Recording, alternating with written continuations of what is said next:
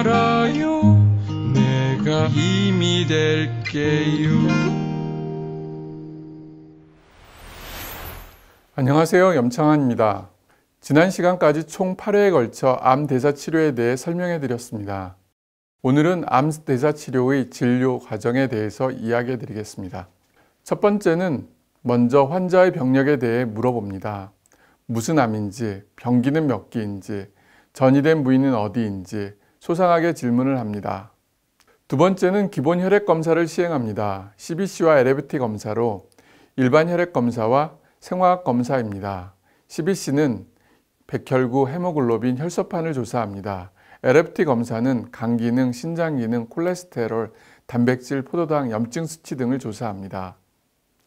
세 번째는 혈액을 통해 종양표지자 수치를 검사합니다.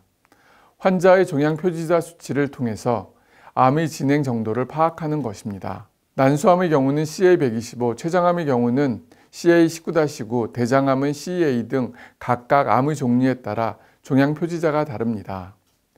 네 번째는 영상자료를 확인합니다. CT, MRI, PET-CT 등 다양한 영상자료를 통해서 현재의 환자 상태를 알 수 있습니다.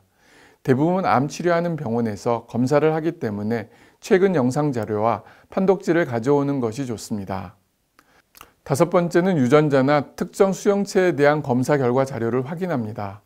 수술이나 조직 검사 시 암 유전자나 수용체에 대한 검사를 실시합니다. 그중 특정 수용체가 나오면 그것을 타겟으로 하여 약물이나 영양제를 사용할 수 있습니다.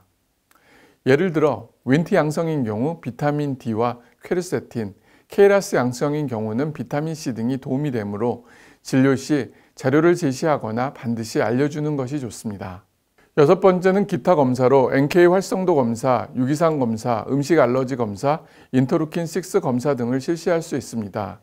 NK 활성도 검사는 현재의 면역 상태를 알 수 있고, 유기산 검사는 대사 상태를 조사하며, 음식 알러지 검사는 염증을 유발시킬 수 있는 음식을 찾아 제거하는 검사 방법입니다.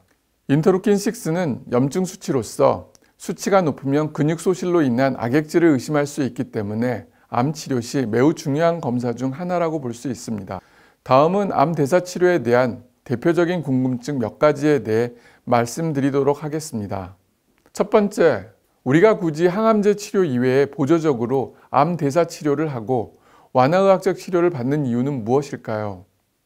그것은 바로 전통적인 표준암 치료법의 효과를 보완하고 향상시킬 수 있기 때문입니다.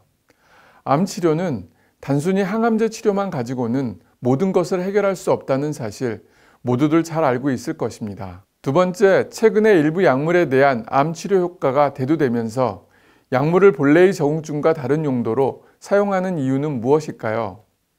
약물 재배치 또는 재프로파일링으로도 알려진 약물의 용도 변경은 고시된 적응증 이외의 다른 질병을 치료하기 위해 이미 알려진 약물을 사용하는 것입니다.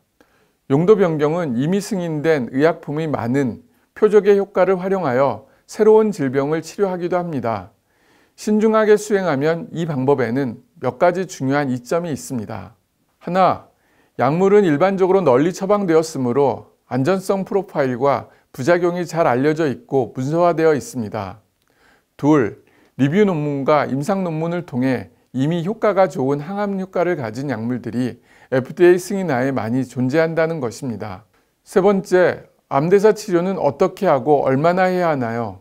암세포는 정상세포와는 다르게 신진대사를 자체적으로 변화시키는 것으로 밝혀졌으며 모든 암대사 치료에 사용되는 약물이나 영양제는 암세포의 주요 대사 변형을 타겟으로 하여 암이 필요로 하는 특정 에너지원에 대한 접근 및 처리를 방해합니다. 이 치료는 모든 환자가 다 받을 수 있으며 환자의 상태와 여건에 따라 가장 안전하면서 효과적인 방법으로 수행되고 있습니다. 그래서 혹시라도 이상 반응이 나타날 때 바로 조치가 가능합니다.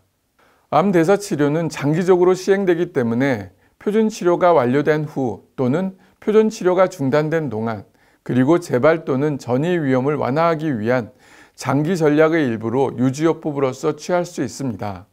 정확한 조합 및 투약 일정은 환자 및 치료되는 암의 유형에 따라 조정되며 치료 기간은 일반적으로 암이 완치가 되었다고 판단되는 시기, 즉 5년을 말하고 있습니다. 물론 그 이상도 하고 계시는 분들도 있습니다. 네 번째, 치료 결과가 나올 때까지 얼마나 걸리나요? 암 대사 작용 기전을 가진 약물이나 영양제의 효과는 항암제처럼 즉각적으로 나타나지는 않습니다. 어쩌면 훨씬 느리게 나타날 가능성이 많습니다. 항암제나 방사선 치료는 효과가 빠른 반면 암 대사 치료제는 빠르면 4주, 늦으면 수개월 정도 소요됩니다. 그러나 모든 사람은 독특한 유전적 구성을 가지고 있으며 모든 종양은 유전적 병변과 전반적인 신진대사 및 후성적 특성의 차이로 모든 환자가 동일한 치료를 하였다 하더라도 치료에 다르게 반응하기 마련입니다. 그렇기 때문에 임상적 결과가 나오지 않은 상황에서 모든 환자에게 이 치료를 받도록 권유할 수는 없습니다. 다만 이런 치료가 있다고 제시할 수 있고 모든 치료의 책임은 환자 본인이 질 수밖에 없는 것이 사실입니다. 암 치료는 0하고 100만 존재합니다. 즉 효과를 보면 100%이고 효과를 못 보면 0%입니다.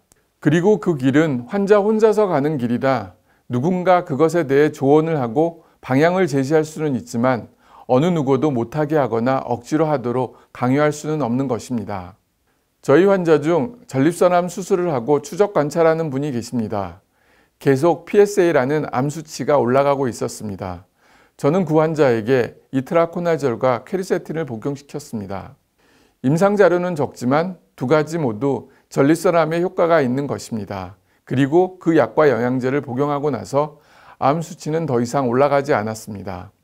아직 더 추적 관찰을 해야 하지만 희망은 보이고 있었습니다. 아직 암 대사 치료가 갈 길은 멀지만 이미 시작은 되었습니다. 시작이 반인 것처럼 시간이 흐르고 자료가 쌓이면 언젠가는 좋은 치료 방법으로 제시될 것이라고 생각합니다. 다음 시간에는 암 대사 치료에 사용되는 약물과 영양제에 대해서 설명해 드리겠습니다. 지금까지 염창한 병원의 대표 원장인 염창한이었습니다. 감사합니다.